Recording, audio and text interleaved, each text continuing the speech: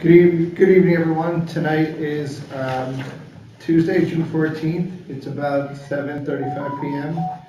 We are here in Town Hall doing a hybrid meeting for the first time in our career. We have most of the commission here in the room, and then we have Jim Rand on the GoToMeeting app on our TV scoreboard.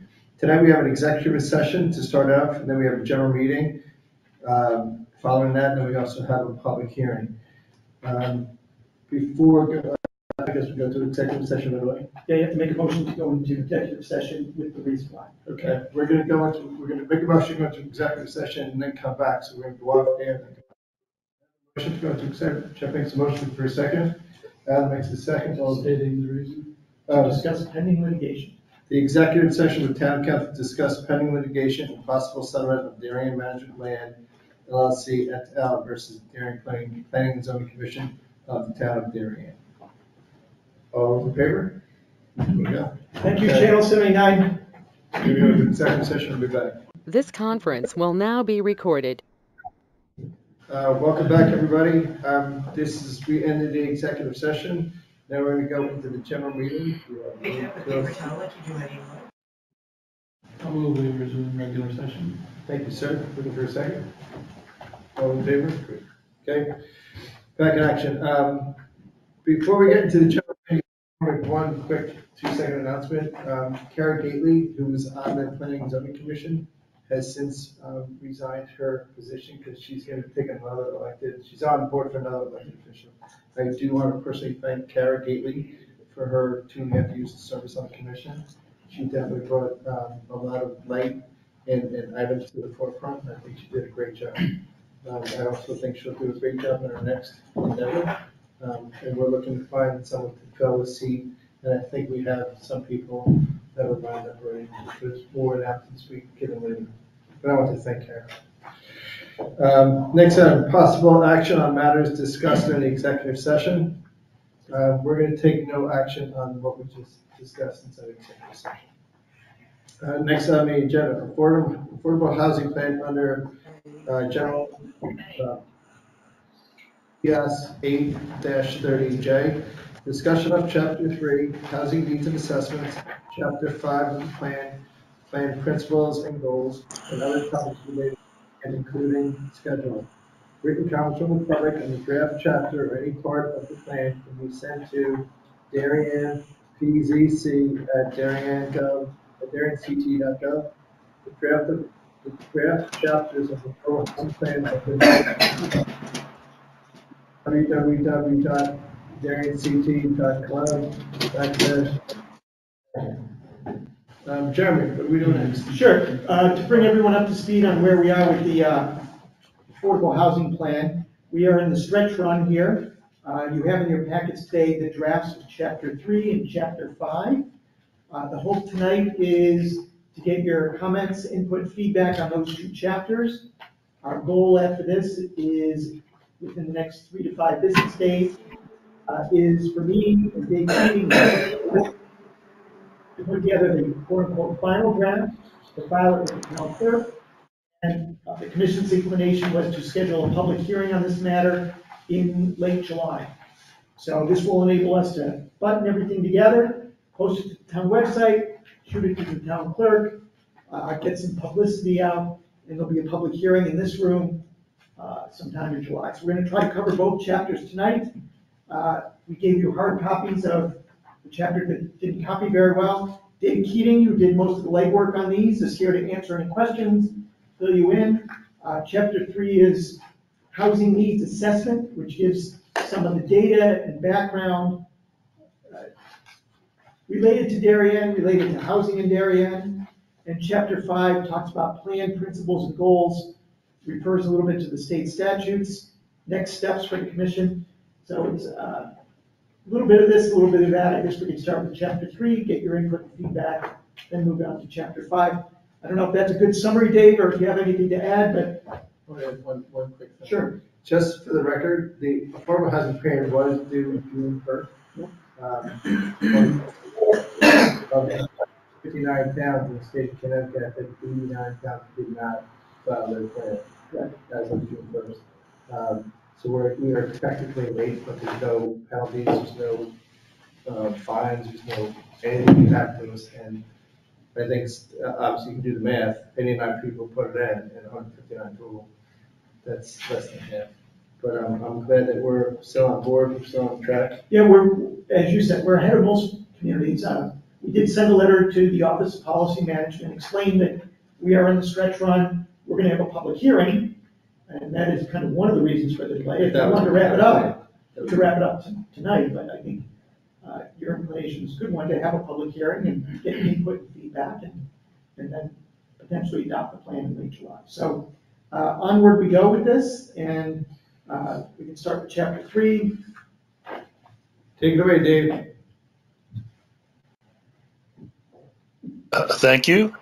It's important for the commission to let Jeremy and I know of any comments that you have so that we can have those inputted to the report, because this is a report that is to express the policies and opinions of the commission.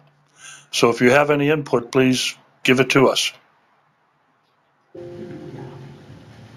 Okay, so I'll start running through this a little bit. We talked a little bit about the population and how Darien population has grown, but very, very slowly and steadily. And Dave put in some numbers relative to that. Yeah.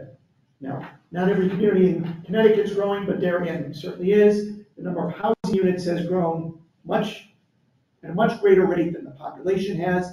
And the reason, one big factor is household size, which is here on the top of page 2, has dropped from about 3.36 persons per dwelling in 1970 to less than 3 persons per household in 2020. We talked a little bit at the bottom of page 2 about the zoning regulation amendments that have been made through the years. We covered those in a prior meeting.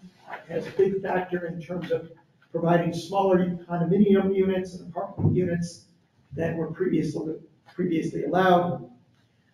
Top of page 3, we talk about the difference between owner-occupied units and renter-occupied, and this is an interesting graph. I'm glad Dave included it, which shows that renter-occupied units generally are smaller than houses, and less people live in them generally.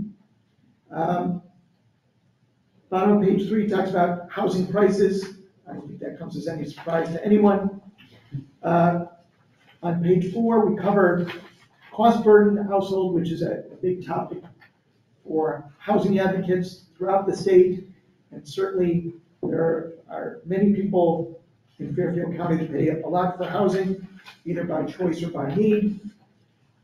Page 5, I think, is a very telling chart, and I'm glad this was included, is showing the progress Darien has made in the past 18 years, which is, we've talked about it at many commission meetings, a lot more than people believe from other parts of the state, but this is the numbers to show that when we used to be at 1% deed restricted affordable, we're now closer to 4%, and even the chart here doesn't include many of the things that are now under construction, both in Norotan Heights, downtown, and in Norotan, and on the drawing board, approved but not yet constructed.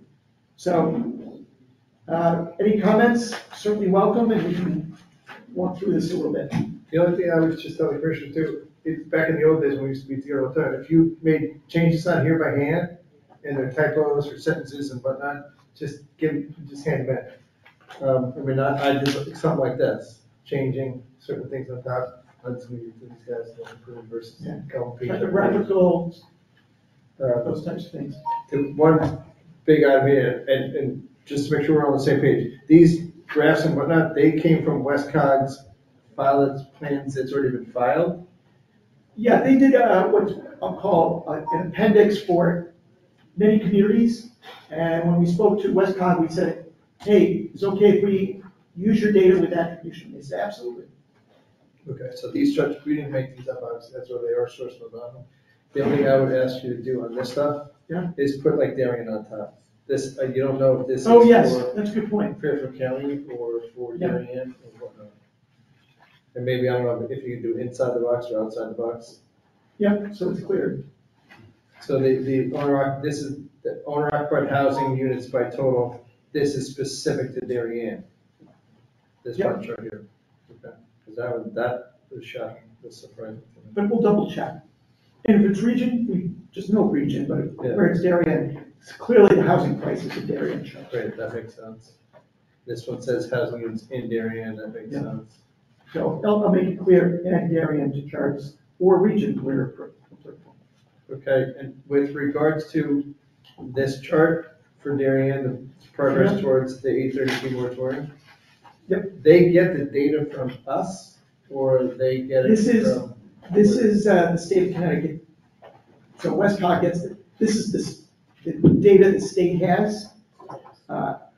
Basically, the state every year sends me a letter in July or August. Okay, Hey, tell us what's going on in Darien. And we give them all the deed restrictions, okay, and they change their number for each town.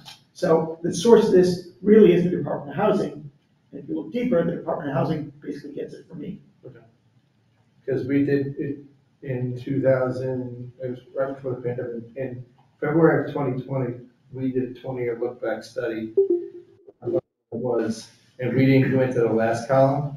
We did, the number of units that was developed in the last 20 years, which is obviously 2 years ago. But we didn't get into this because people have asked me about where the 3.56 came from. And it's not a number that you and I have ever discussed. But if we submitted the data to them and they crunched the numbers, then that's what drops out, that's what drops out. Right, so I'll double check, but I'm 90% sure that that is from the Department of Housing website. The Department of Housing publishes a chart every year. And I think that's the number I saw on their chart. I will double check that. Can we audit that at all, in any way, shape, or form? Oh, what they say is, if you have changes, send in whatever data you have and we'll change it accordingly. But you have to have the deeds. Okay, So what happens is, they say, we'll change whatever you want, you just have to give us the evidence to back it. okay. And then, like, it's along the same lines. When does an affordable housing unit drop off?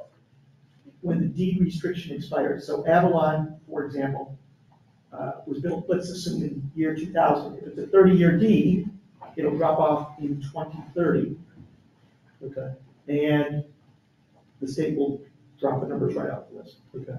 Greenwich has got that problem. Greenwich built housing 40 years ago, and none of it's all affordable housing today, but it doesn't count for them.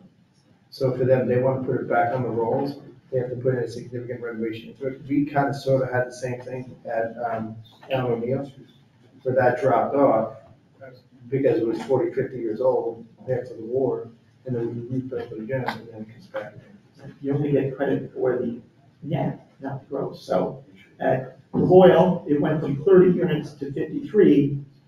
We're only going to get, or 55, we're only going to get credit for 25 new units. Not the fact that 30 people got brand new apartments that were in pretty bad shape, you get zero credit for that. Even though the old building in dropped off was more than 40 years old, but it's still deed restricted. Yeah, okay. All right.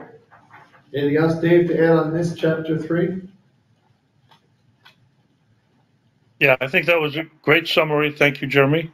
And I think the commission just needs to understand that more people want to be in Darien than there is housing available. And so that's what's creating the desire or the demand for people to be in Darien. That's for sure. Yeah. David, I think you were the one who wrote the interesting comment to me about the mathematics of the affordable housing units, that the more units we add, only a portion of them are going to be affordable, and therefore we're kind of going backward. We're losing the percentage when that happens. The percentage of affordable will go down as we increase the stock of, market rate units. Crazy, but that's the reality of the math. That's the reality of the math. Right. We're still playing catch up. And in theory, once we reach 10%, as long as 10% of all the new units being created are affordable, then we'll stay at 10%. But right now, every unit that gets created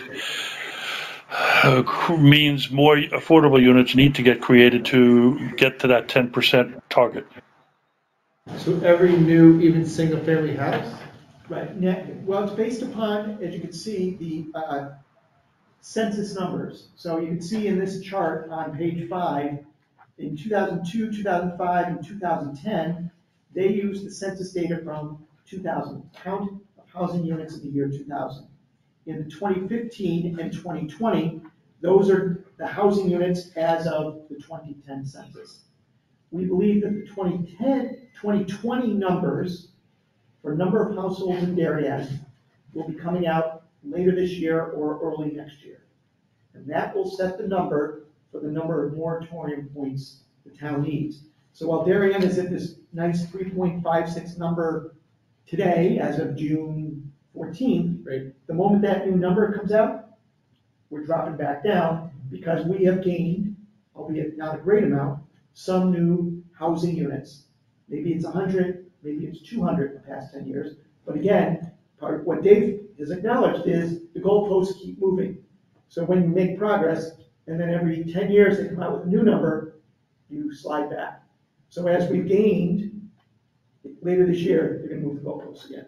So when that number gets changed to 8,000, or went from 6,792 to 7,000, went up, effectively almost 300 dwelling units. So if it goes up to 7,500 to 356 by straight math, it goes down. Yeah. So that's what we're going with. Because we always run our numbers on multifamily housing. But when you subdivide a single family lot into 3 lots, and you technically create another housing area, that makes The good news is we're not seeing a lot of subdivisions. Most of our new, which you've seen that chart before, most of the new housing constructed in Darien in the past 20-some years has been almost exclusively multifamily. 350 units. Okay. One other comment, if I may. Sure.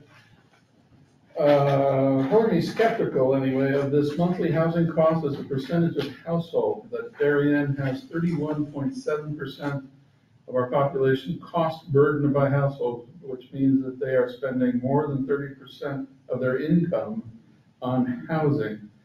I can't imagine where Westcott got that information. I mean, how would they know mortgage rates and tax rates and all the rest that they have to, along with their income? I mean, I'll answer this first, and then Dave, I'll let you go. I know Dave and I had many, many conversations. The old standard was 30%.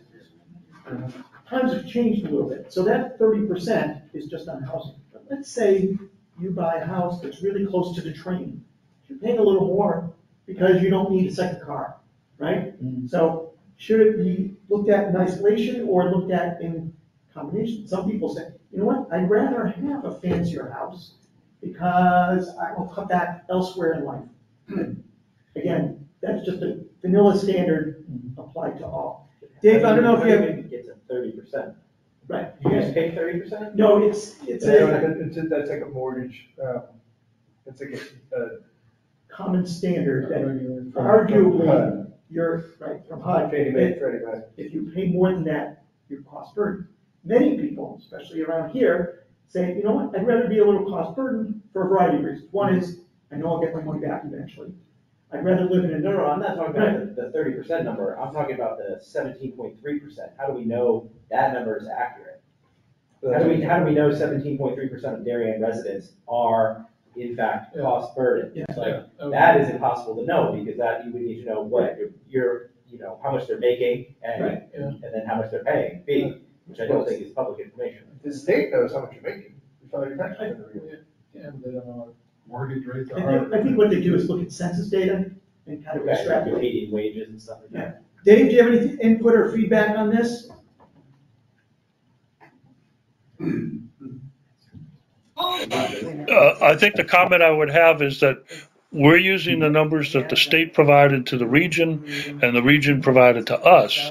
It is a standardized formula, but Darien is unique in many, many ways.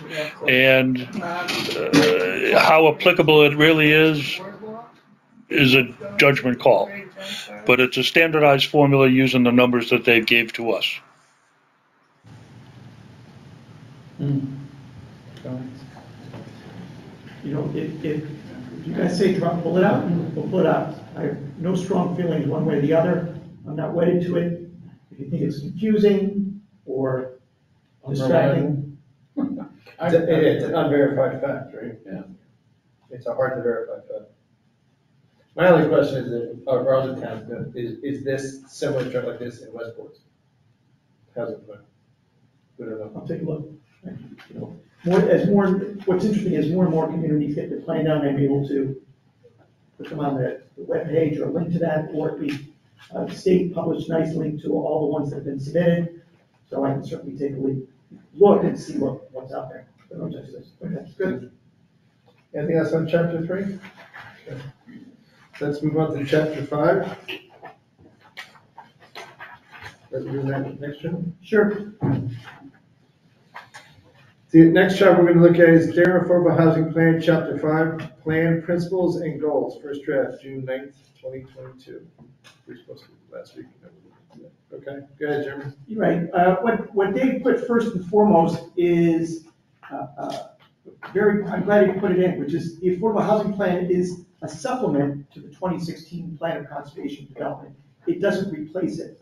So what he repeated back here are many of the principles and goals from that plan, being that the commission spent a lot of time and effort on that, and those concepts aren't changing. So we talked about 3 of those right up front.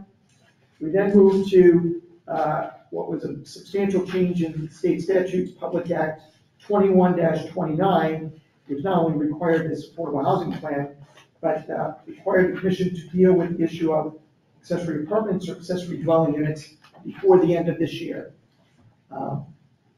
So we'll talk a little bit more about that in a second. And then on page 2, we talk a little bit more about 8-30G, the statute, affordable housing statute, and 8-30G projects, and what those entail, and how the commission should review those, and what the requirements are to build one in terms of units required for those making 80% or less of the state median, 60% or less of the state median, and how long they need to be deed restricted for, standard in court, how the housing unit equivalent points work to get a moratorium.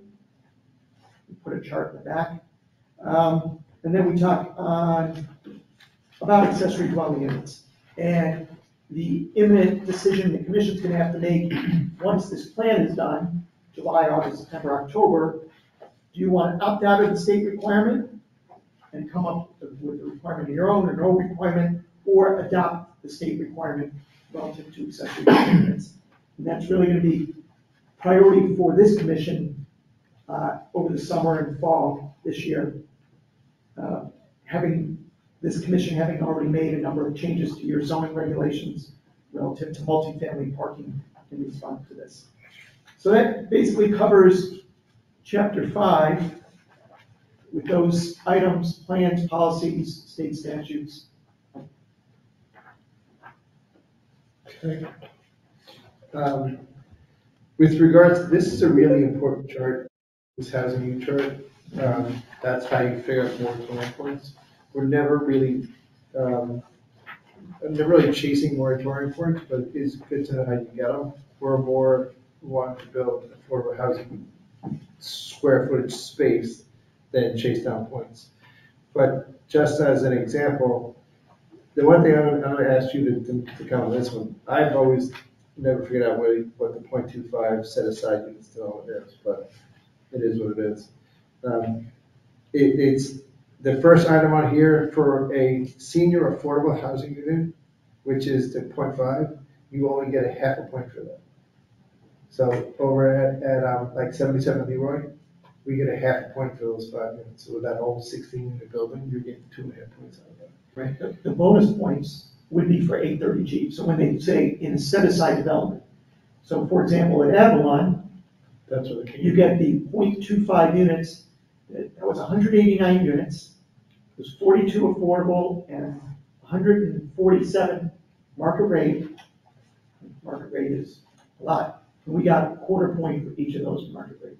So these are market rates. Owner or rented market rate units in an 830G development. Wow. Okay, that I didn't know. That's where it comes from. That makes it a lot easier to understand. So it's kind of interesting that you get for a unit at Avalon, which is renting at $3,000 or $4,000 a month now, or whatever it might be, we get a quarter point versus, as you said, an elderly unit at the Royal, we get a half point. Yeah. And then if you look at the other stuff that's in the middle, which is like 1, 1.5, 2, 2.5, 2.5 points. If you look at something like the Heights at Darien, there's different people in different size units paying different rents and different median incomes. That's why you never know how many points you're gonna get out of a complex until it's filled and occupied. So relative to federal, we're gonna get moratorium points.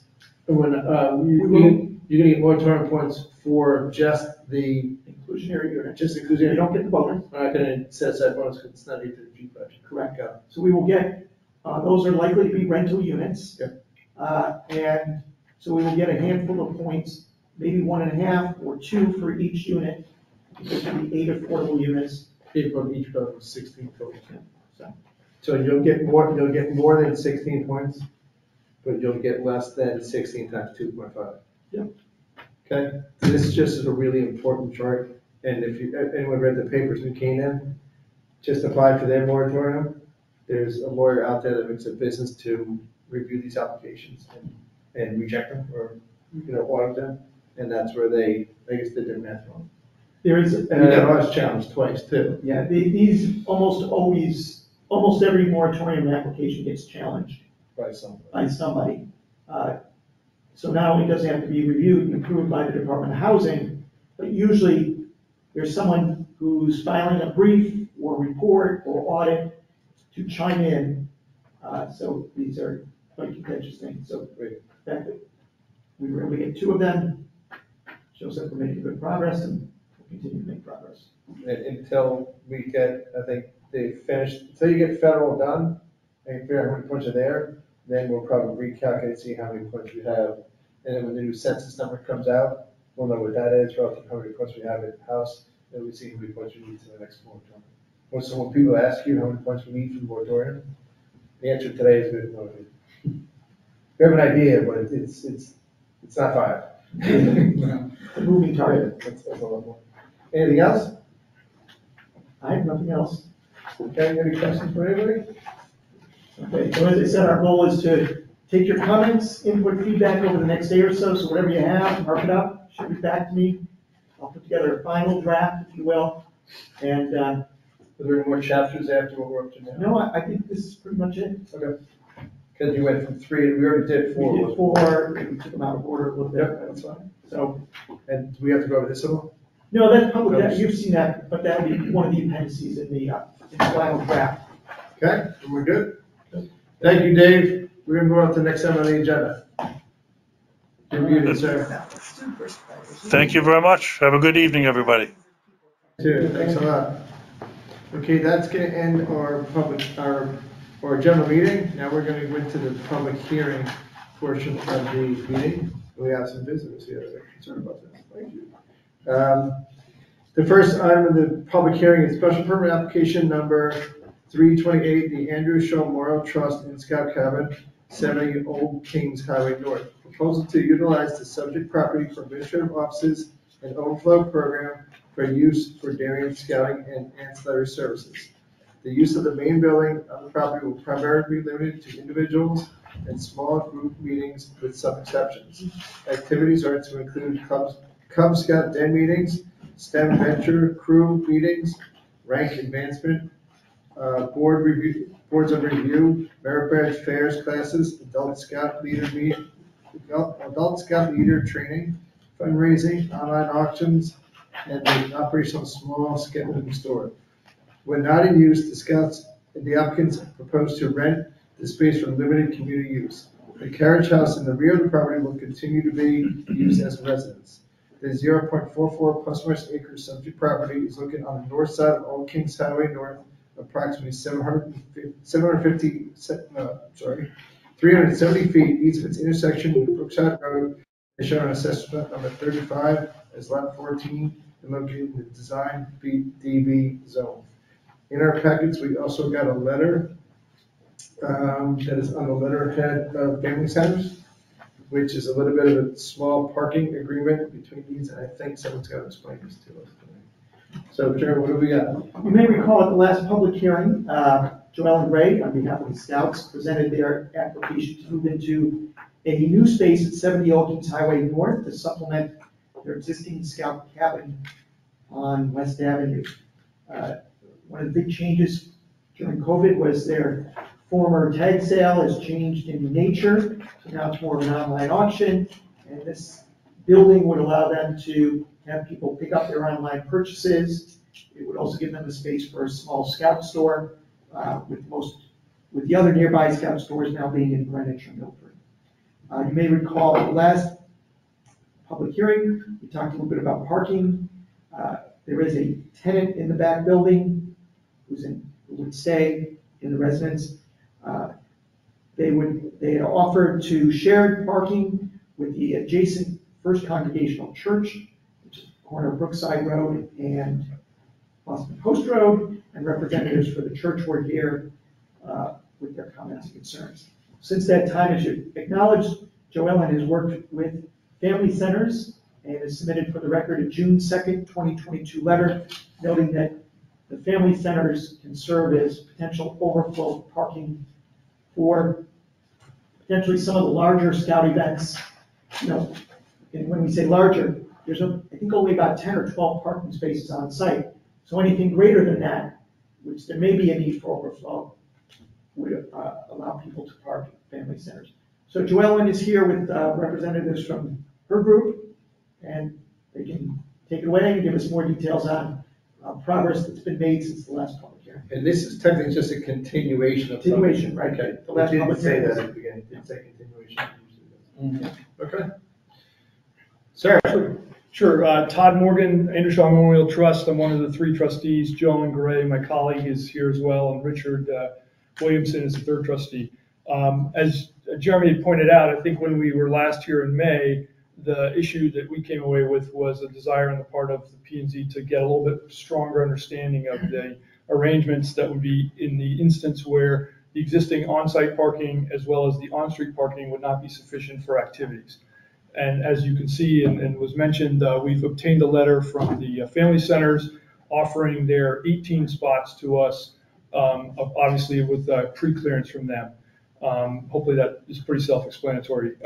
Just to kind of provide a little bit more background here, we put a package, a chart in the original package that you guys have received, if that rings any bells, sort of detailing in pretty long form exactly how we anticipate using the building and exactly what the parking needs are. And we decided or figured out that there's at most twice a month, and I think that that's a very conservative number, where we would potentially not have adequate resources amongst our own spots as well as any of the on-street parking twice a month, in which case we would need as many from somewhere between 5 and 15 spots outside of that capacity. That letter, you'd ask us to kind of formalize that arrangement or come back with some formal arrangements, and this is a letter. We continue to have an informal agreement with the First Congregational Church. Informal, we call them up, can we use parking? That's happened 2 or 3 times. They've been very generous in helping us in that manner. We don't have a formal agreement this time. We certainly welcome the opportunity to work towards that. We don't have that. I would also maybe highlight a couple things to maybe update this from when we last spoke is, if you look at the situation, the 2 items, the 2 instances that we think where we may need this off-site parking would be, number 1, in the case of a monthly board meeting, and those have been virtual actually since we started COVID, so those aren't even occurring. So that's 1 off the list. The second instance is district training, where adult Scout leaders come in from the greater area to the cabin and train. Those are typically on a Saturday afternoon or something like that. We've had 1, I think this year we tried to do 1. We didn't need any off-site parking, as it turned out.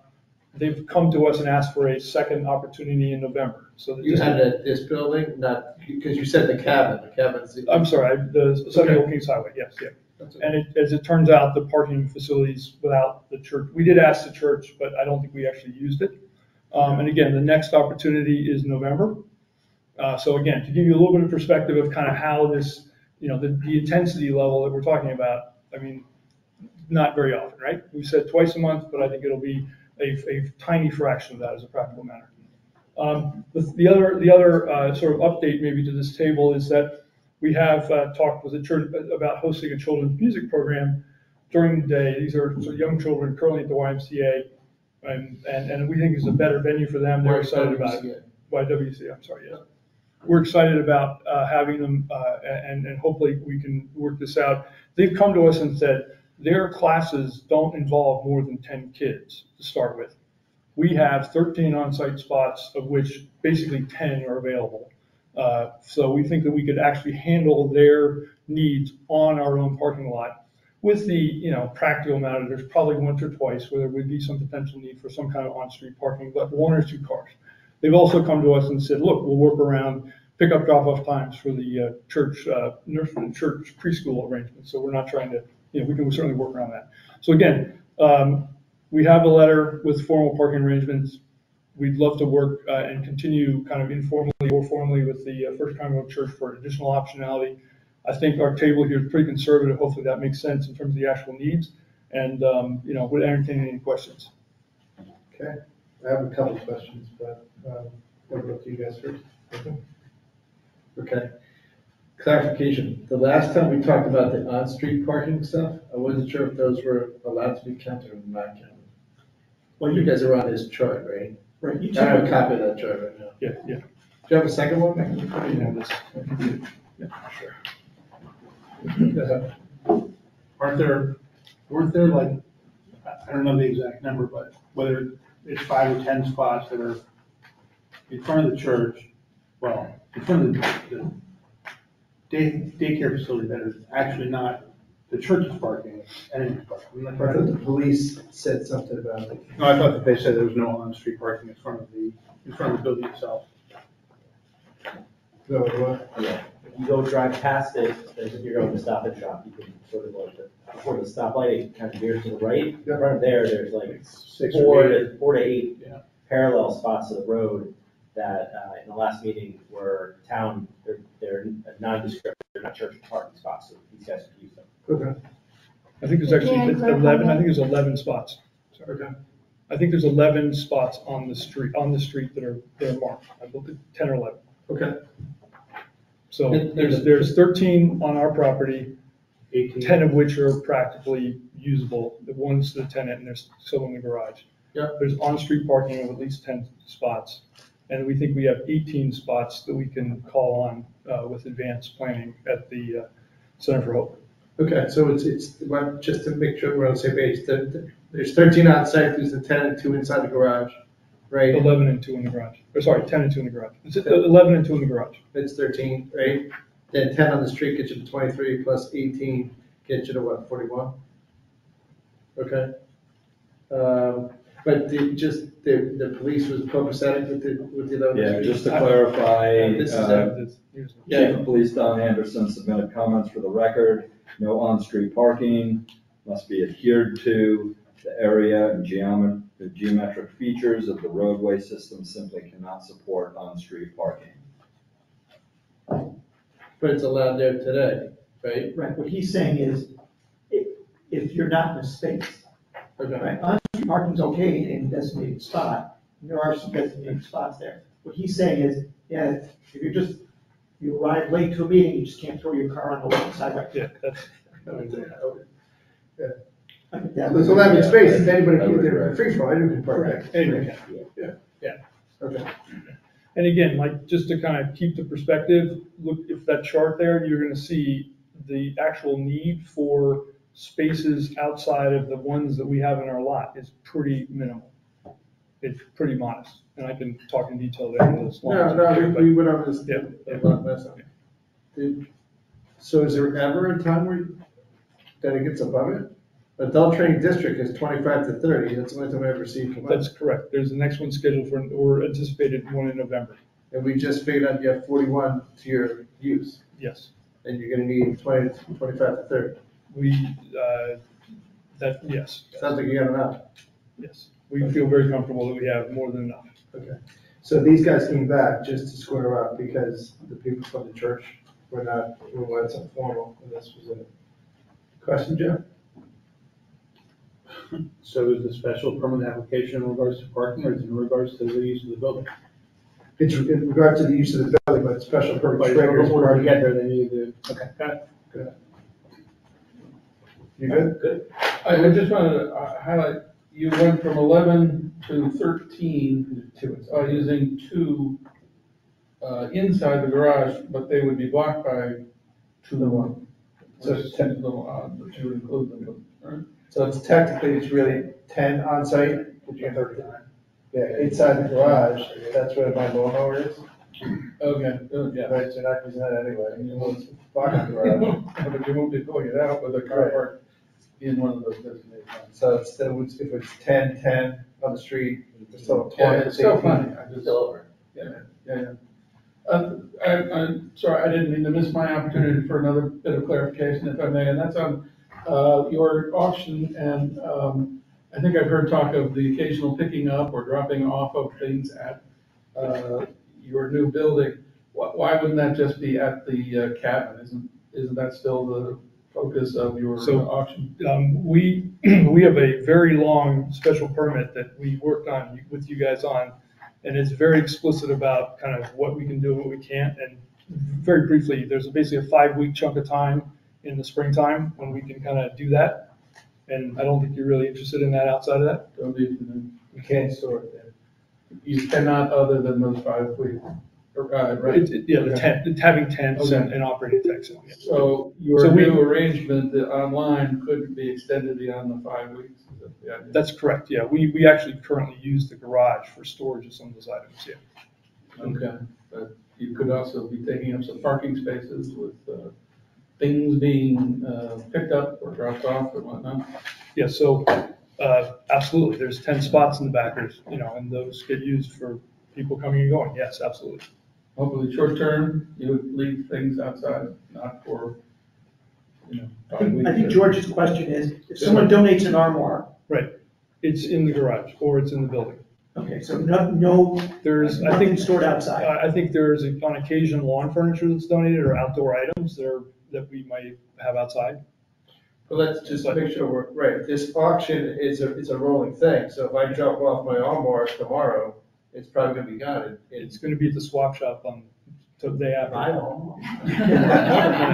No, but yes, we do try and turn over things. I mean, for example. So you don't save, like the old days, you saved it all to those. We launched an auction on Sunday night this week. It's gonna close on Thursday. People are gonna show up and it'll be picked up and gone by Saturday at 1 o'clock, 2 o'clock. So do you have stuff in the parking lot now from that auction that started?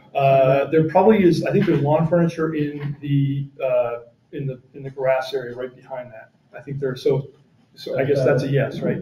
Yeah. Okay. Well, my interest is in minimizing having stuff stored outside, because you're taking up parking in for no better reason. But, okay, I hear you. Can I see that second? Huh? Can I see that second? You have that second? Oh, the site plan, yes.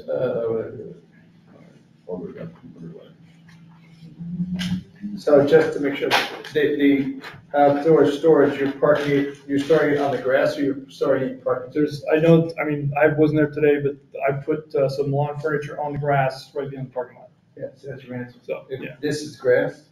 Yeah. So the lawn furniture can be here, not in the parking space. I get that for the lawn furniture, but for your armoire, it's probably going on blacktop.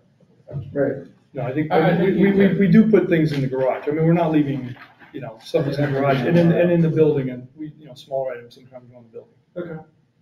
Thanks. Yeah. Any other questions, you guys? Anybody in the general public to speak to this application? Please.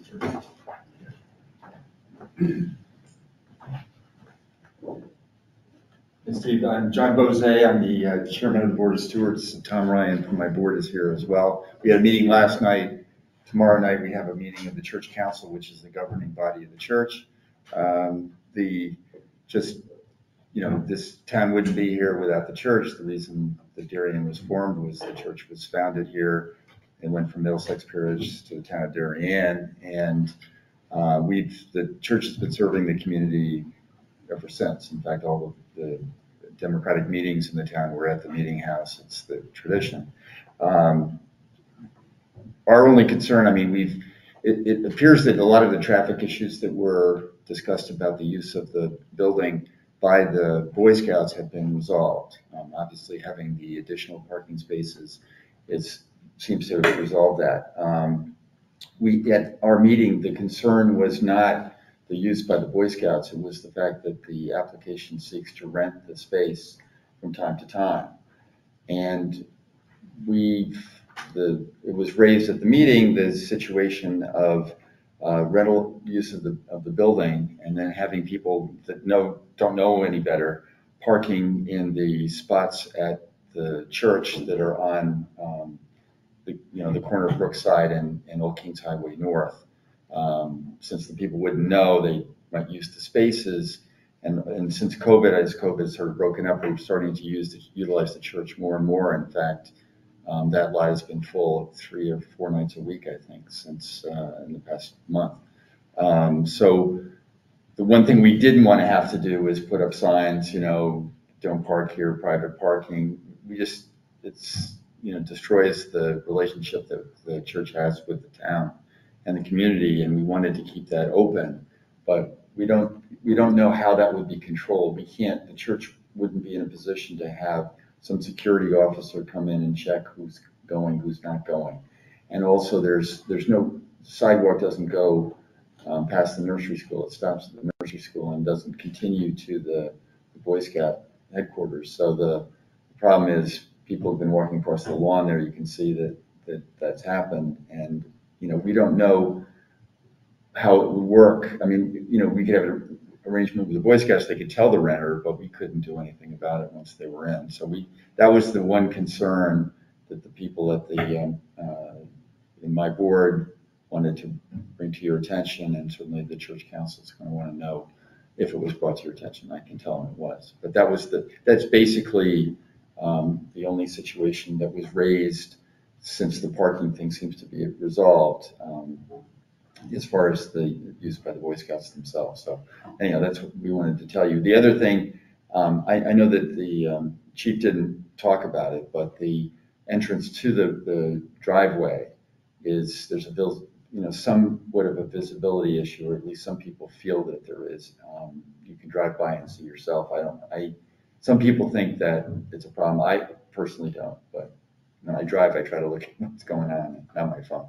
So anyhow, those are the issues that the church council wanted me to bring to your attention, and that's what I've got. I can answer any questions, but that's basically it. The number of parking spots along the front of the church is pretty accurately represented. There's one that's not really a spot. Sometimes people park where the stop sign is, and there are 2 handicap spots that are parallel, not angled to the front of the church.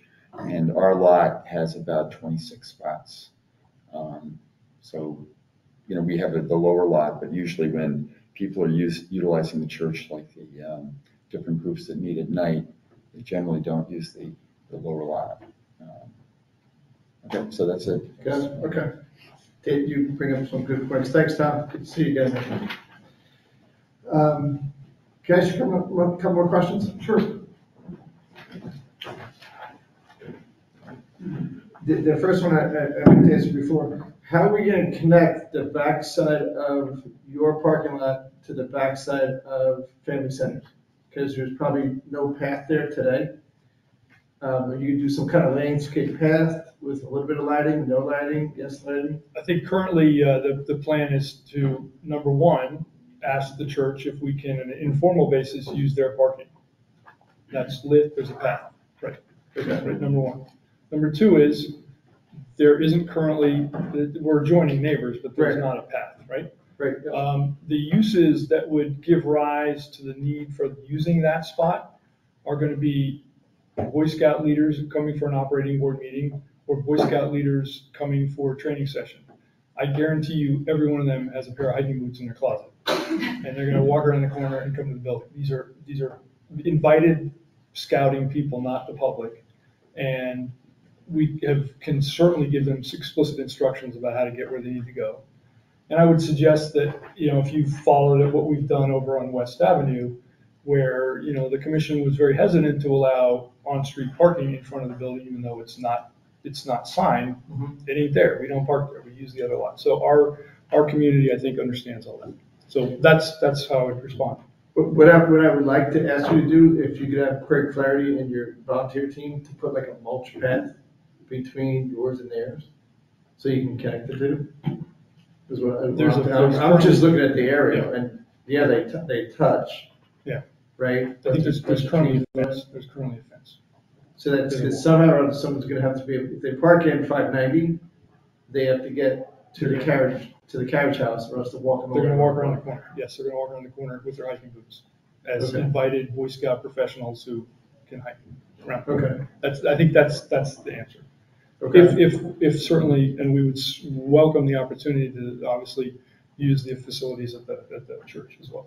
Okay. So you get to walk around the corner. There is a fence. Yes. Currently at that corner. Correct.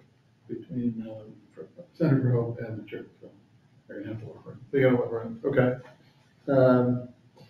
And then the second thing is, can we either put like a sign on your building that says "Do not park at the church parking lot," or you'll be told, or something like that? Because they don't want to put it on their lot. Yeah. Yes, I'll be glad to send you a sign that's already on the cabin, the Scout cabin on West Avenue, which says all that stuff. So absolutely, that's very, yes. Because I park in spaces all the time, and it says, this "Do not park here." Yeah, we can definitely have a sign. At 800 Canal Street, it says "No passport office parking." It's on their lot. That's absolutely, that makes You can sense. do something like that. Yeah. So people not to park in there, because when they're walking into the front door of your building, it says "Don't park in the church parking lot." Then someone's going, "Oops, I'm gonna move my car." Yep. And they go back around. Does that make sense to you? Does the sign have to go to the ARB? No. It's directional. No, we've done this, listen, 140 West Avenue, drive by tonight, look at the sign in that window. It says exactly what you're saying. Don't park on the street, park in these other lots, right? So, yes. Yeah, because we want to make sure Tom Jose and his team know what's going on. Yeah. The other thing I'd underscore as well is it's a reasonable, I think it's probably reasonable for some sort of somewhat distanced person to think that there's an issue. Look at the activity that we're proposing. It's just not going to be that big. It's just not going to be that big. Okay. So. And then the last ad was, unless he's going to, what are we doing with the music class thing? Do they still want to come to you? Well, that's at the YMCA that was going to move over? That's correct, yes. I think they'd like to come, yes. Okay. And we think that there will, again, be under 10 participants. 10 spots, so So they already have accommodated on site. Yeah. ish. Okay. So no, I don't think there's gonna be overflow anywhere else. Okay. Because that was the item that we left open last time, because they wanted to launch their website or something like that. Yeah, it was, yeah. We're still kind of trying to get that sort of, yes. Okay. So that'll make it into the resolution, I guess. Right, any other questions? Can you limit the rental of the Scouts cabin to under 35 cars or something like that, to alleviate their concern? We said something like, if they rent it out for a wedding and 100 people show up, right? What are they gonna do? I'm not saying that you would, I'm just being. No, it's fine. Oh, we can't do it with a cabin, the whole different parcel. No, he's at this location. Sorry. If it's, so they've been rented out for, it's in here, it's community services use, or limited. Applicant proposes to rent the space for limited community uses. Yeah. Could I make a tweak that suggestion if I could? I think what you should ask us to do is to adhere to our existing parking capacity, which if we can't live with on-street parking that's available as well as our own parking lot, we have to talk to a third party. We have to ask the church, can we use it? They could say thumbs down, we can't use it. I would propose that we would use the parking capacity as the gating item in the activities that might go on. Okay, so it'd be the applicant proposed to rent the space for limited community use with a parking capacity of 20 or less. Or if we could, if the church were comfortable with the use and it was excessive 20 and they were happy that, or the arrangements with the Center for Hope were capacity, why wouldn't that be okay? I would propose that we should be constrained by the parking capacity and obviously permission to use that parking if needed on what we do. You guys can draft that up? Sure. Rather, because again, like renting, not renting, Understood. I'd rather say we're gonna adhere to our parking regular requirements and make sure we do that. Right. And there's a gating item because obviously if we want to use the church parking, they're gonna say, what are you doing up there? Right. Okay. Make sense? Fantastic. All right. Any other questions from the public? We're good? Jim Rand? Jim Rand, any questions to add for this one, sir? Thumbs up, there it is. You got it. Thank you, sir. With that said, that's it. Entertained motion closed. Second, Jeff made the motion. Adam made the second. All in favor? Raise your hand, Jim. There you go. Hearing closed. Thank you. Hearing's closed. We'll get this, we'll probably deliberate this in a week. No, we don't meet next week, so it's gonna be June 28th, unless you want to meet next week. We'll deliberate in 2 weeks. What's that? Okay.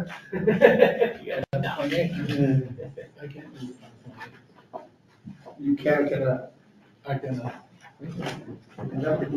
Okay, Let me see. okay. June 28th.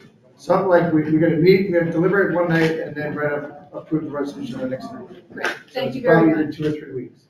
Thank you. Could I ask Jeremy a favor? When you do your analysis of the burdening for people, the excess of mortgage, you're talking about over 30%. Can you compare towns of Darien, Buchanan, Reading? Because those would be like, I'm suspicious that people with higher incomes don't care about the bank lending rules of 30%. And they'll say, sure, I'll spend 50% of my income on a nice house. And that's, I think, where some of that inflation comes from.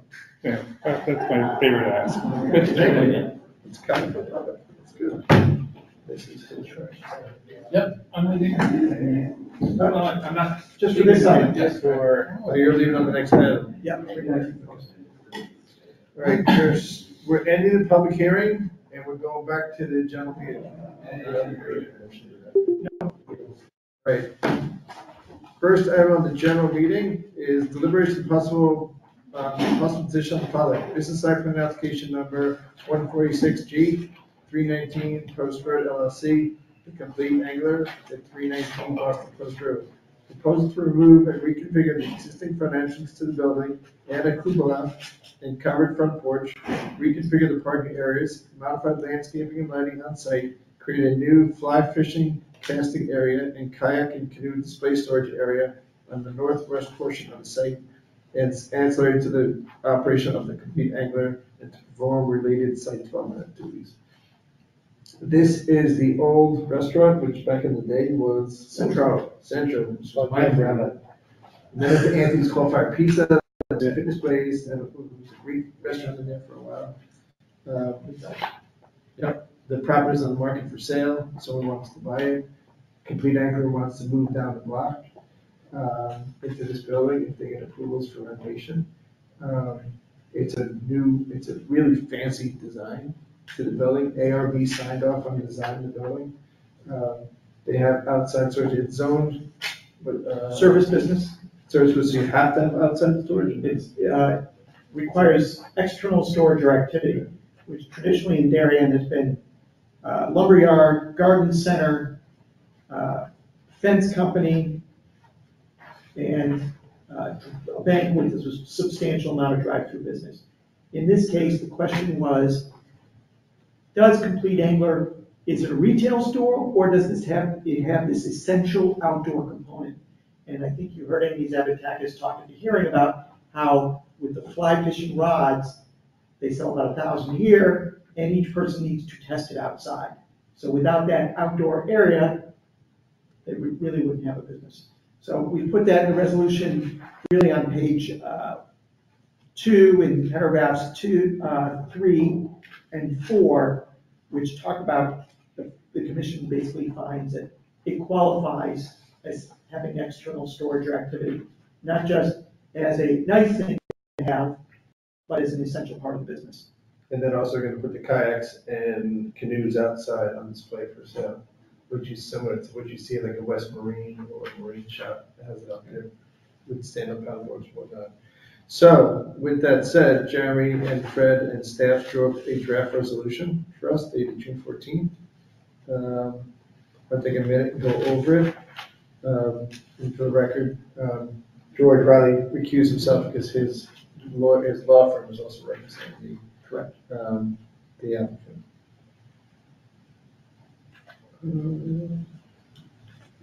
And zoning.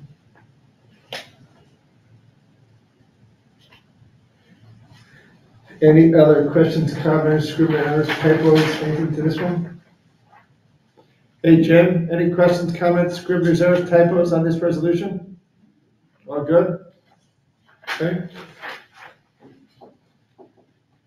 The Architecture Review Board did their favorite report on May 19th. It's incorporated, the fire officials outside. They're not trying to get nothing, right? Right, He's cautious the working 25% area easement. So right. that's They have a sewer easement along the eastern side, so as long as they're not bothering that easement, they should be okay. That's the side that connects with Darien Diner. Yes.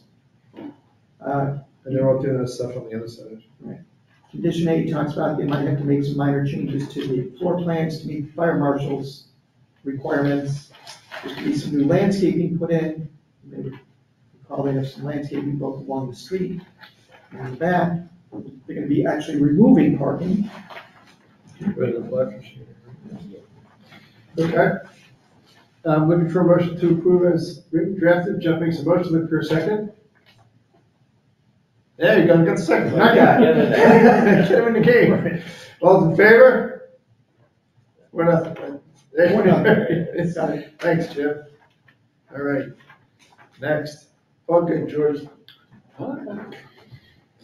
Please note for the record that Mr. Bradley proceeded back into room at 9:20. Yeah. Next item on the agenda.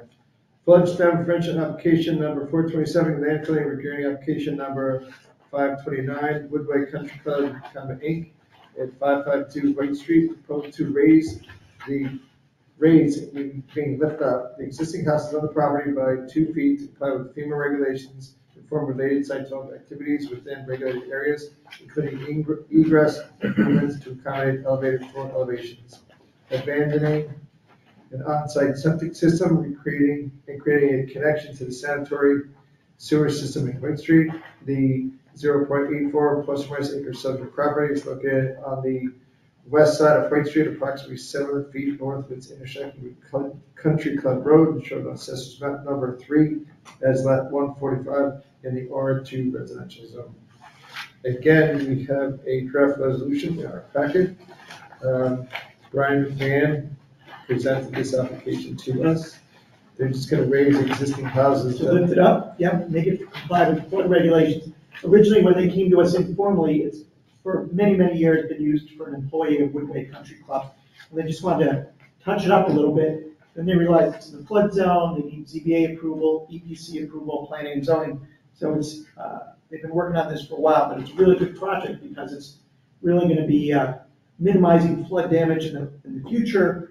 All of the things they put together will lifting the air conditioning units, the generator, strapping down the propane tank, will really minimize problems in the future for the person that lives here. And so it's a straightforward approval because they've done a lot of legwork up front, spent a lot of time and effort on the plans, which EPC approved in April and ZBA approved in March. So basically the P&Z approval is straightforward, just make sure all the plans coordinate, which is condition A, and just make sure everything complies with flood regulations, condition E, and prior to getting a CO, you'll need an elevation certificate, and because they're abandoning the septic tank, the health department will have to get certification of that. So other than that, it is straightforward. Is that the house? It is the house, it's kind of off the road, way off the road. It's not on the club property, it's an adjacent building lot owned by the club. Got it. Okay. Questions, comments, scribblers, errors, typos in this one? And we want to make sure we get brownie points to lift another house on the flood zone. It's just a good thing. Okay. It's a good thing. We like to do that. Tell where we get a towel. Wherever it is at headquarters. Okay. Looking for a motion to approve as submitted. George makes a motion. I'm back. Looking for a second. Oh, Jim. There he is. There he is. You're on the west. All those in favor? 5-0. Gonna vote for your motion, Jess, there you go. Yeah, thank you. Thank you. All right, next. Deliberations. Deliberations only on the following items: business site plan application number 245, Eggs and Apples, special permit application number 325. Are you out on this one too? Yep. That's right. Man, you get tired? It's a long walk all the way to the hallway. Special permit application number 325, Darien Hot Chicken LLC, 151 Boston Post Road.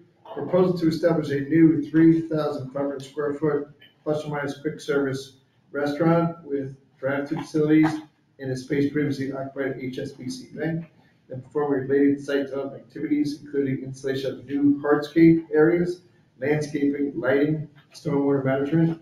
The improvements to the property include a new 16-seat outdoor patio for seasonal dining, reconfigured 30-space parking lot with drive-through facilities. The hearing closed on May 10th, 2022. Decision deadline is July 14th, 2022. We had 2 nights of hearings on this one? 2 nights of hearings. The commission has deliberated on this previously. Fred and I are working on a draft resolution.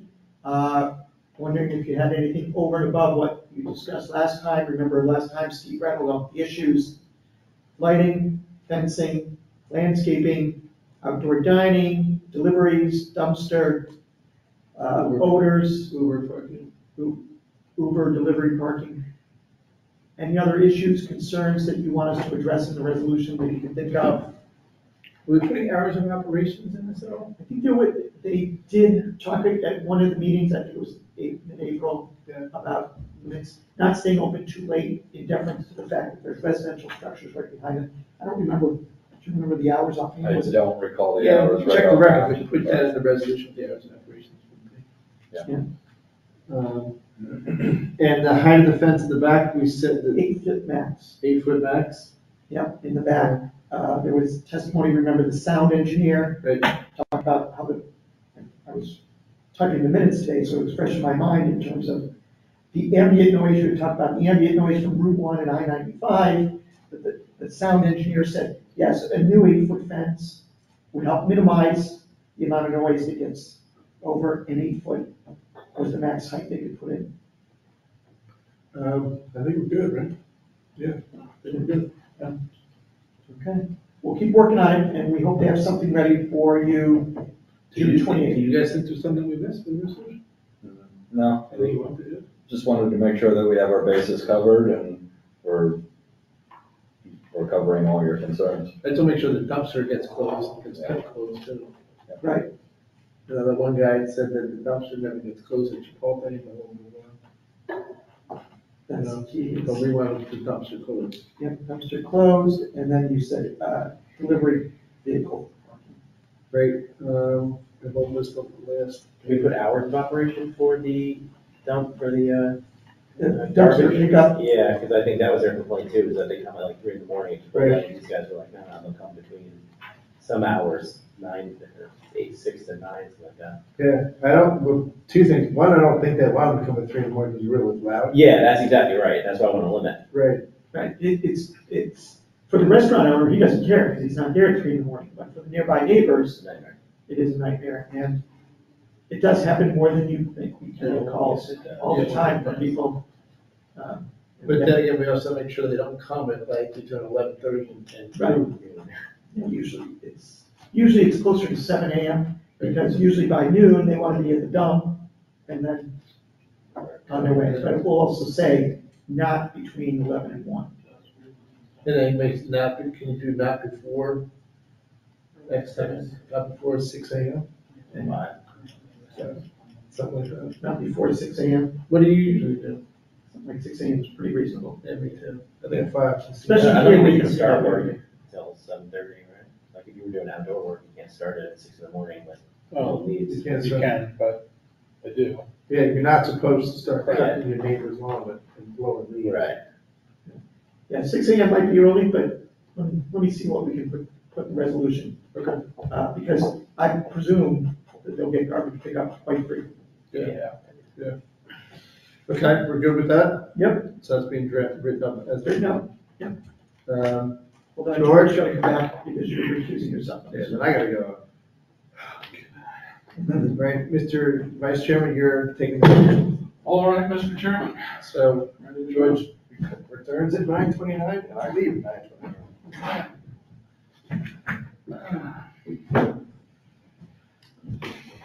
All right, so the next item for deliberation only are the proposed amendments to the Darien zoning regulations put forth by Pemberton 16 LLC. The proposal to add a new section 597 to the Darien zoning regulations to establish an age restriction within the Leroy West Affordable Housing Overlay Zone that would require at least one occupant of every occupied dwelling unit to be 55 years of age or older.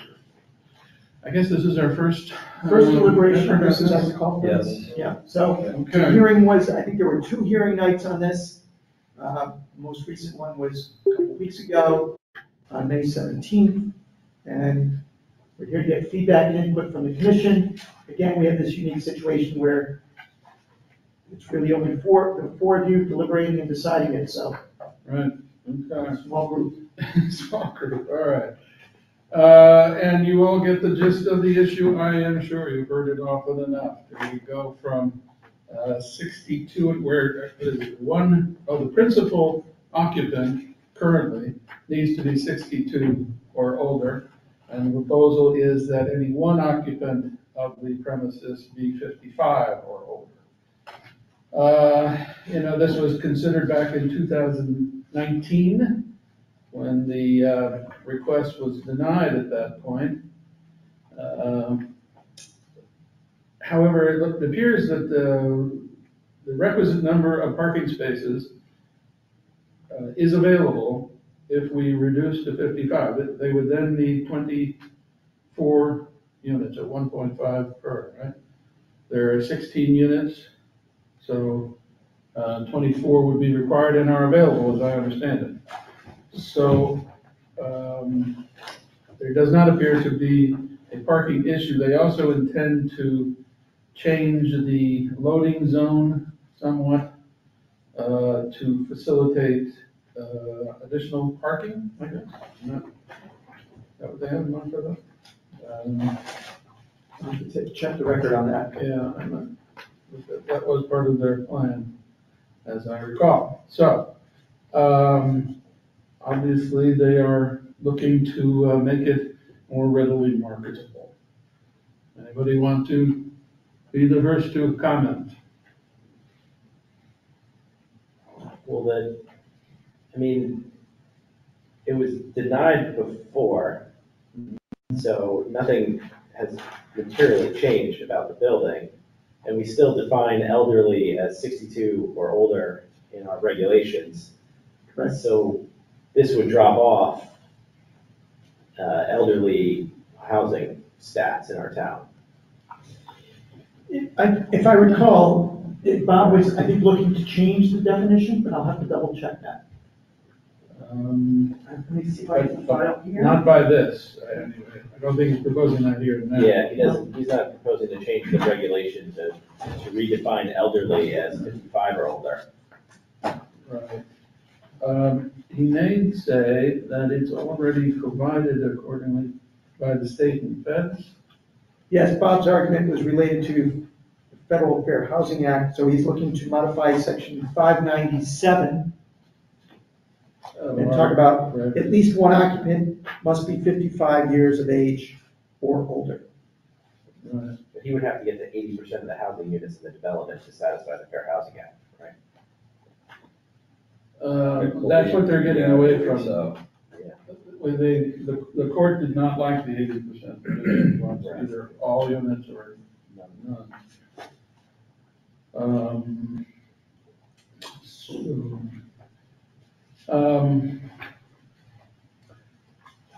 I don't know, it seems if there's enough parking, it doesn't really bother me.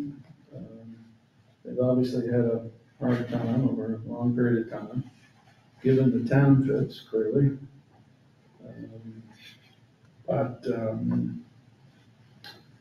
I think Bob Naslin makes an effective argument that the federal and state statutes would be contravened by the current standard. So that we're technically violating the Fair Housing Act in terms of discriminating unlawfully against elderly. So, Mr. Rand, want to comment? Mr. Ball?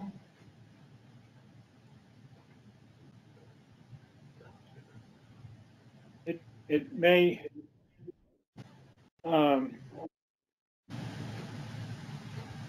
I'm not sure what our role is in this application. We've had 2 or 3 applicants, if memory serves. The initial applicant got turned down, went to court, got what they wanted. And at some point in that process, as I recall, the applicants changed, or the building changed hands or whatever. There was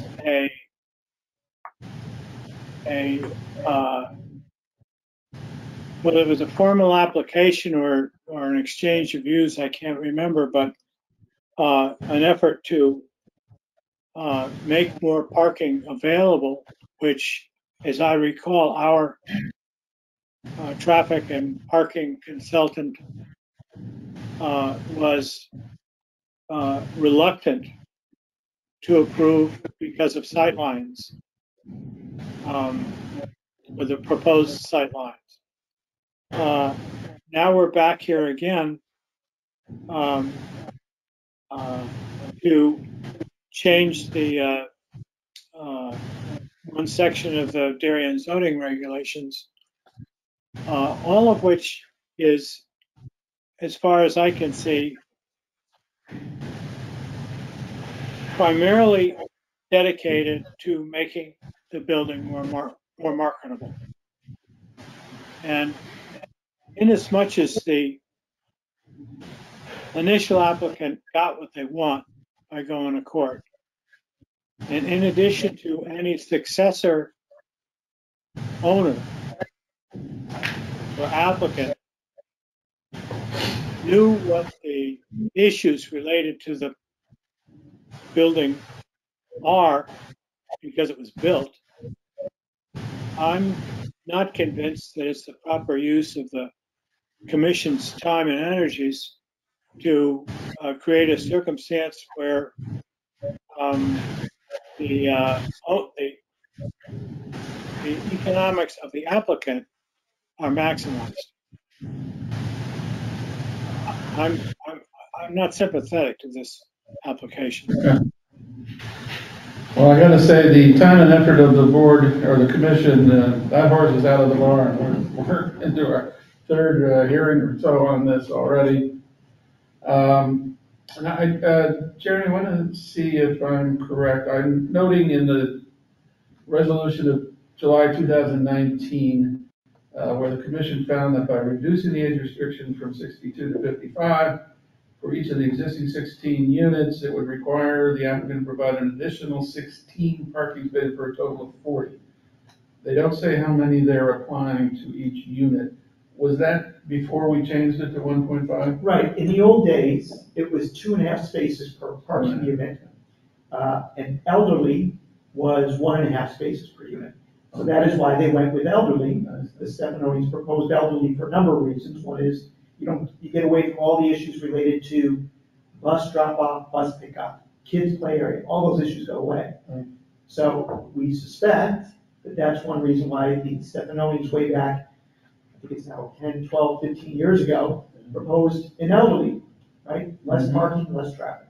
And it was 1.5 spaces per unit instead of 2.5. And you're correct, George, when the commission changed the parking requirements in section 904 back, I think it was last year, to reduce it from 2.5 spaces for every type of multifamily other than elderly. Now it's for each 2-bedroom unit, we require 2 spaces.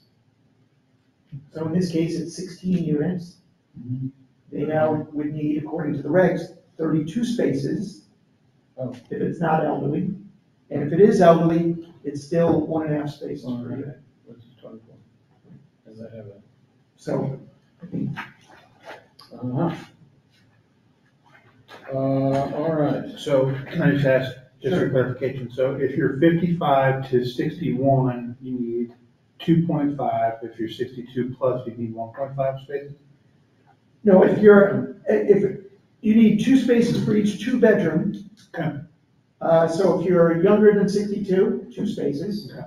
And then if you're presumably older than 62, it's 1.5. With the concept being, you're probably driving more if you're younger. Right. You might have kids around if you're younger. So that is the concept behind it.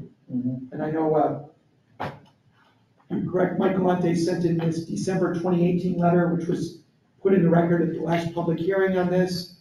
And there was some discussion about the IT standards for different types of housing, apartments, senior housing, et cetera. Are there 32 spots down below? No, there are now 32 spots. But they don't need 32. Well, at the current rate, they have enough. Right, 1.5. Right. Which is 1.5. And if you reduce it to 55, it'll still have enough because of how we reduced the regulation I don't requirement. know, how many- Yeah, I'm not sure. I think what Bob is trying to say here in his You change it to 55. change, the- Bob is- the 1.5 goes down to 55. Bob is basically putting a new standard in the regulations. That's for the whole town? No, just for the Leroy West district, Just for that district. which is this one. Village. So Bob is specifically putting in, I see. oh, in this district, forget section 904. That applies to everybody else. For this little district, 1.5 spaces per unit. And that sets precedent for everybody else, right?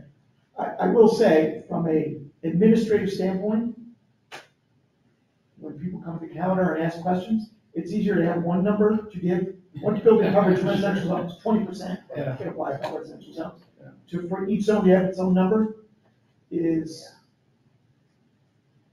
makes life a little more difficult for us. Right? So that is currently one of the changes he's asking for, is to reduce the parking standard for this one zoning district. I see, okay. So if we did reduce the age to 55, but not the parking spaces, you would still need 2 for 2-bedroom units. But they have that. They do not. They don't They have that. 24 spaces, they have a space and a half. Okay, okay.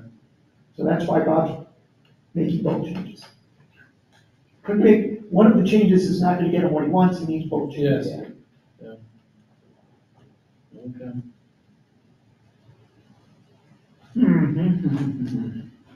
All right. So, Mr. Rand is clear how he would suggest the resolution be drafted. Everybody else want to give guidance? I agree with Jim. Okay.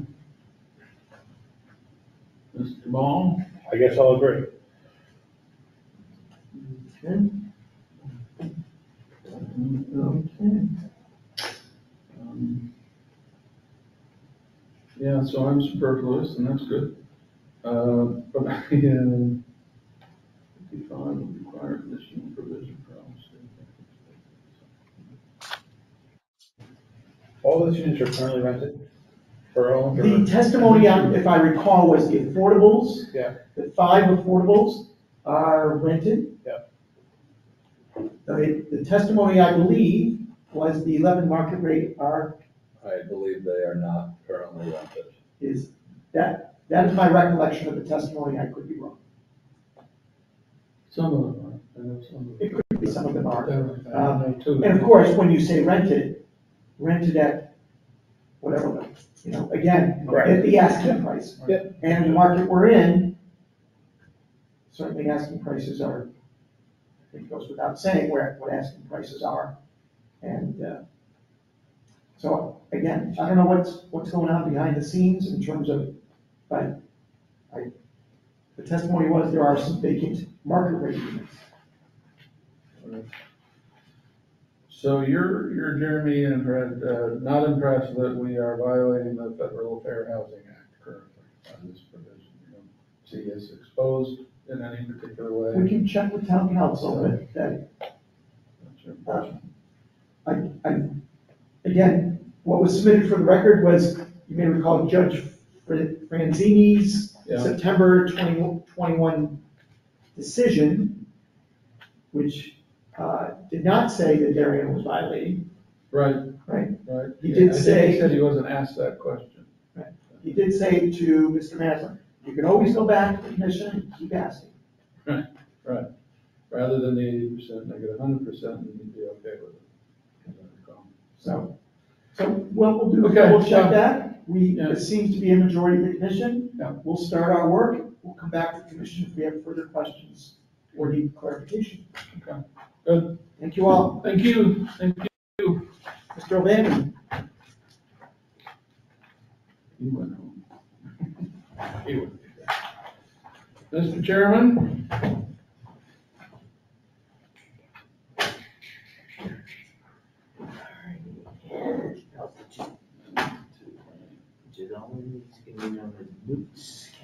Yes. Yep. I'll let you go first. All right, the baton is yours, sir. Great, thank you, gentlemen. What are we up to now? Special permit application number, next item on the agenda, special permit application number 312A, Altitude LLC at 1897 Boston Post Road, proposal to establish a quick service restaurant on the coffee, beverages, and baked goods in a 2,125 square foot portion of the first floor. Hearing closed on June 7th, 2022. This is the new building that's built by the Carl family on the corner of Dickinson. The ground floor retail space now has a kitchen and bath store on one side. And this is going to comprise the balance of the ground floor. There was a question relative to one or two parking spaces that may or may not be needed or required. I think when we designed this building way back when, it was always contemplated to be like a little retail place similar to Roof's across the street. And at the end of the day, I don't think that lighting's, the kitchen and bath store is gonna be by appointment only and have any parking demand at all, except for maybe 3 cars. I think it's a great use. No issue? Yeah, I agree. Jim, you good with that? Yep, thumbs up. Can you guys draft that up as approval? Yes. Fantastic.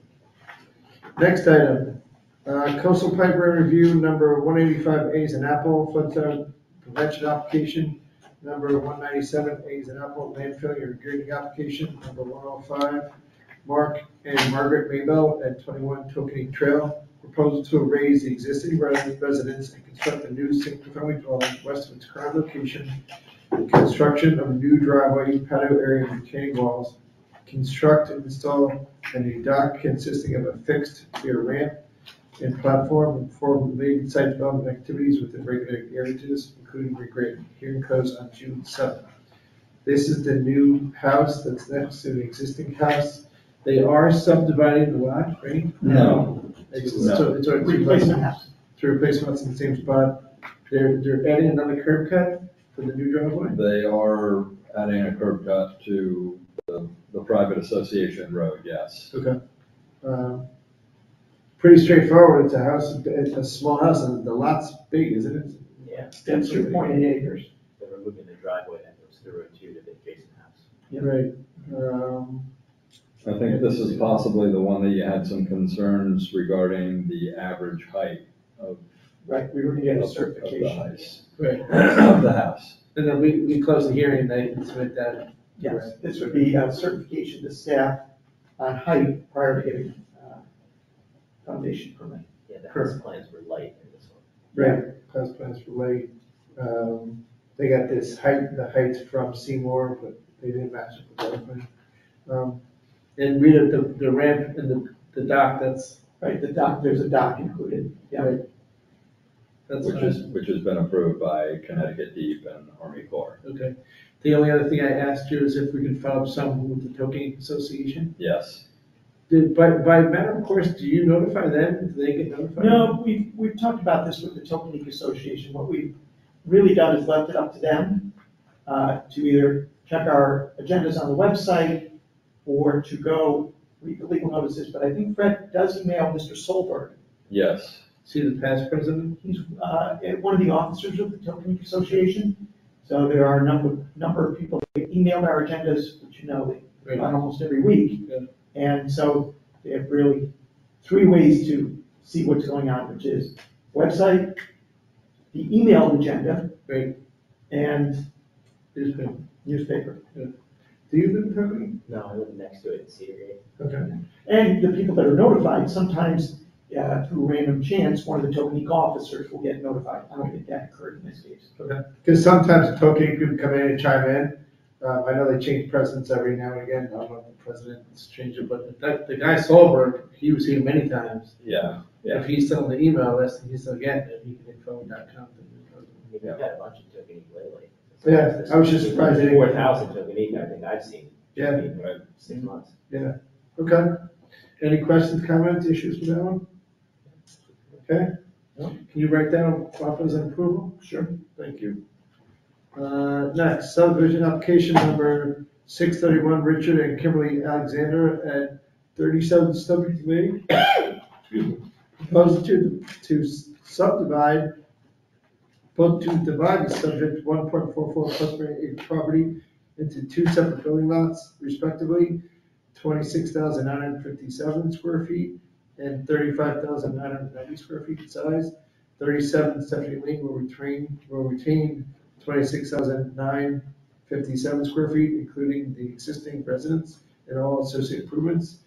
The 35,990 square foot building lot is to include an 18,000 square foot access driveway to White Street and 315 White Street, and to be donated, conveyed to Darien Land Trust, and will remain undeveloped. Conceptual improvements of the 215 White Street property is shown and demonstrated the feasibility of the subdivision for development purposes.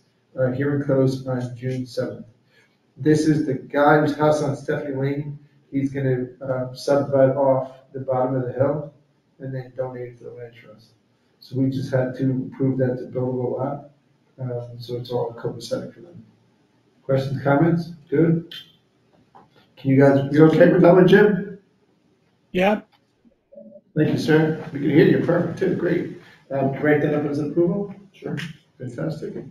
Next, coastal site plan review number 369, flood dam prevention application number 428, William and Abigail Hosberg at 6 Brett Island, proposal to construct additions and make alterations to the existing single-family residence, including construction of a 2-story addition to the garage and a 1-story addition to the southeast side of the house, remove a portion of the flagstone patio in front of the residence, install walkways, relocate elevated HVAC equipment, perform related site development activities within regulated areas.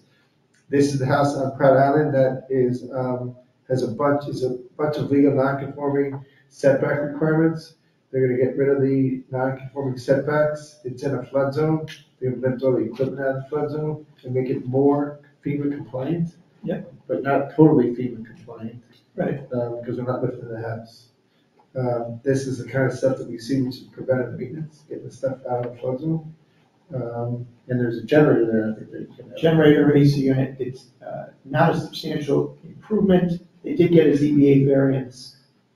Because they're still legal. Because setbacks, it's right on the water, the house didn't fit. You may recall why the police said, look, this doesn't even fit in the buildable area. Right. It's been there a long, long time. And we had no questions from any neighbors or anything on this one, or Tokenique Trail. Correct. Everyone good with that one? You good with that one too, Jim? yes. Thank you, sir. Can you write that one up as an approval, please? Sure. We haven't written that up yet. Nope. Nope. Okay. Good. Yeah. Next one, coastal site plan review number 67A is an Apple flood zone prevention application number 55A. Brindley Laura Maloney at 13 Edge Hill Drive. Proposal to remove the existing dock on the property and construct and install a new Dock in the same location, consisting of fixed pier, ramp, platform, perform related site development activities within regulated areas. Hearing closed on June 7th.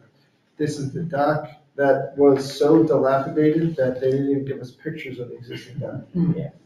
And they're gonna put in a brand new dock. I think it was gonna be long, but that's. Same size, I think. But same size. That's not in our purview anyway. They got all the deep approvals. The guy that put forth the application is the same guy that does a lot of them. Very much. Does a great job. Questions, comments on this one? Master Seaman, any questions or comments on the new dock? Jim? No, I think it's fine. Okay, good. Please rate that up as an approval. Okay. The last one, last filling, land filling and grading application number 528, Gregory and Kimberly Borasage. I think it's close. 297 West Avenue, proposed to construct a series of stone retaining walls to create a level yard to stabilize the existing steep grade in the rear of the yard, perform related site development activities, including installation of stormwater management. Hearing closed on June 7th. This is the house that's about 2 houses off of Holly Tree Ridge Road. They built or rebuilt a little nice house. They had a second story on it. And at the time, they probably didn't have the money to finish the backyard. They're going to finish the backyard now. It backs up to Palmer Store. And I think it's going to be a great new addition. The Yep, walls, some minor retaining walls, all less than 4 feet high, dry laid walls, putting in a little drainage, little curtain drains and dry wells. But basically, the backyard's eroding. They got to figure out a way to solve it. okay? You write that, you okay with that one too, Jim? Yep, okay, great. Write that one as an approval. Okay. The next item is the chairman's report. I don't think I really want to add too much. Just I do want to add a little bit, if you don't mind. Tonight we had a meeting. On Thursday night, there's going to be a planning, zoning, and housing committee meeting virtually to talk about Great Island. It's the only item on their agenda, to my knowledge. They already had one meeting on it already. It didn't have enough bodies there, so it wasn't recorded. They didn't have any votes. There wasn't a quorum. But anyway, the Great Island purchase was approved by the Board of Selectmen in a resolution last week. I think it was last night. It was 4-1. Yep, it was 4-1 for the approval to move forward. So now it goes to the RTM. The RTM gives it out to Board of Finance next. Then they get to approve it. But at the same time, I guess it's a little bit of cart before the horse. Yeah, the RTM assigned 2 committees. One of the lead committees is the Planning, Zoning, and Housing Committee, which is headed by Amy Barsante, is the chairman, and Amy Zaltakis is the vice chairman. So if anybody wants to go to that meeting tomorrow virtually, I don't know where the link is, but Thursday, I'll get it sent to me, and I can forward it on to anybody who wants to. It's an 8 o'clock meeting. Should be, the link will be on the town website. Okay. Thursday night, PZ&H, yeah. Okay, then next Tuesday, the 21st, I was asked to go to the Architectural Review Board meeting at 7 o'clock, which is before this meeting, in 119, just to introduce myself and see how our 2 boards go. They had some questions after the fact if they went outside their purview on 7th Century, which that application got pulled back a little bit. So I was invited to go, so I said I would go. If anybody else wants to come, we'll be pre-game for that meeting, for our meeting. You're more than welcome. We're not meeting next week. Tentatively, we're not scheduled to meet next week. No, that's right, push it back. Okay, that's fine. Then there's another Planning and Zoning Housing Committee meeting on June 23rd. I believe at this point it's scheduled. I don't know if the meeting this Thursday is just to gather information and next week is vote. You'd have to check with Amy Barsanti. I don't know. But they had originally set aside 2 nights, the 16th and the 23rd. And when do we think it gets approved by when does it go to the Board of Finance for a vote? Great now. Oh, I think it's this week or early next week, Okay. before it gets to the RTM. Because it's the whole, if the town's gonna make a purchase, there's an interim process. You have to get one, then the next, then the next, then the next. We're technically the first, always, because it's gotta be in compliance with the town plan and conservation development. And then it goes down from there. The last one is the RTM. And usually, the reason why the 23rd is on here is because they'll vote prior to the town meeting, which is Monday the 21st. That's the big RTM, 27th. 26 or 20. This is 27th. I think you're right. Well, no, this is June. Yeah, I'm right then. You're right. It's Monday the 27th. Yeah, that makes a little bit of sense, because the Planning and Zoning Housing Committee will vote on the 23rd, and then it goes in front of the full RTM on the 27th. So if anyone wants to go to that, you're more than welcome. RTM has to vote by the end of this month. The unique twist there is that there's still a due diligence period on the review of the property that will not have expired by that time. I think it starts, I mean, the way I read, I watched some of those meetings, I think after the town approves it, then the 75-day due diligence period starts.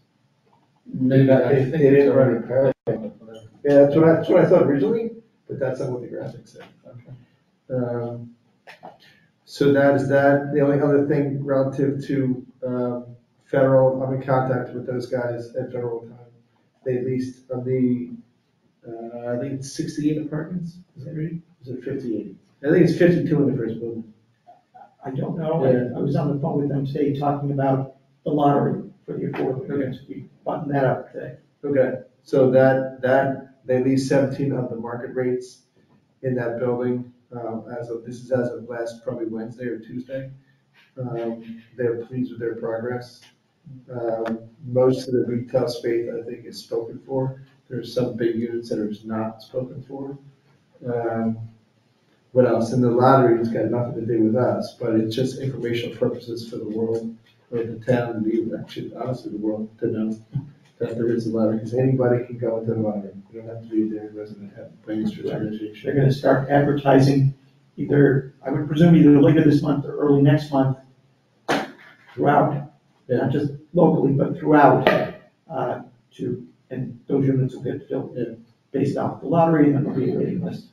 As of, to be in compliance with state law, there's a very important advertising component of the lottery. You can't advertise to, a small area, you gotta advertise one. Correct. I think that's it. Any questions for me on anything? I did go by BMW today. They're almost done with phase 1 of their project. They still have to do phase 2 and phase 3. The Corbin's doing fine, and I don't know what the latest and greatest is on Palmer's, but I can tell you relative to Palmer's, they wrapped more plastic around it, so you can't see much of it, but you can still see part of it, which is part of our Jeremy sent in a letter saying, as per your approval, you're supposed to wrap the whole thing in screening, and they wrapped, I think, 2/3 of it or something like that. Now, let's go check and see what they've done since last time I was there. All right, that's that. Any director's report, sir? Yeah, I think the only question for the commission is relative, as George acknowledged, we are scheduled to be off next week. And as you know, we're shorthanded without Kara. The 28th, I think we were going to put on the agenda the interview and possible replacement. In this case, when a commission member resigns, the commission, the 5 of you remaining, will get to appoint a replacement until the next election. So we were going to put that on the 28th, if you will all be here. George is a no. Everyone else can be here? Possibly.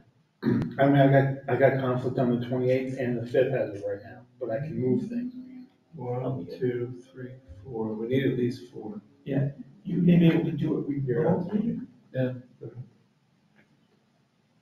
Possibly, yeah. Okay.